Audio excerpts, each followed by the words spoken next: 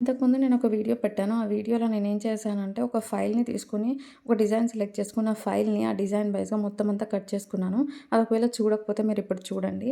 And present అయితే మాత్రం మా అమ్మ శారీ మీద నేను ప్రింట్ చేయాలనుకుంటున్నాననమాట. మా అమ్మది ప్లెయిన్ శారీ. ఆ ప్లెయిన్ శారీ మీద నేను తీసుకున్న డిజైన్‌ని ప్రింట్ చేయాలనుకుంటున్నాను. అందుకోసం ఏం చేస్తున్నానంటే, అది స్టెన్సిల్‌లాగా కట్ చేసుకున్నాను గదా! ఆ ఫైల్‌ని తీసుకున్నాను. అండ్ కలర్స్ అన్నీ మొత్తం ప్రిపేర్ చేసి పెట్టుకున్నాను. ఒక కలర్ సెలెక్ట్ చేసుకున్నాను. ఒక స్పాంజ్ తీసుకొని, ఆ స్పాంజ్‌కి ఆ కలర్ అంతా పెట్టేసి, దాని మీద మొత్తం అంతా ప్రెస్ చేస్తున్నాననమాట. మొత్తం ఆ డిజైన్‌లోనే ఆ కలర్ వచ్చేలాగా. మిగతా కలర్ అంతా ఆ స్టెన్సిల్ మీద అంటుకుంటుందనమాట.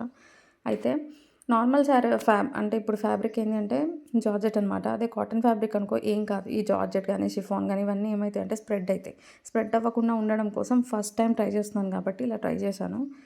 వండర్‌ఫుల్‌గా వచ్చింది. ఎంత బా వచ్చిందంటే అసలు స్ప్రెడ్డే అవ్వలేదు. మొత్తం శారీ లుక్ చూడడం కోసం ఫాలో అండ్ సబ్స్క్రైబ్.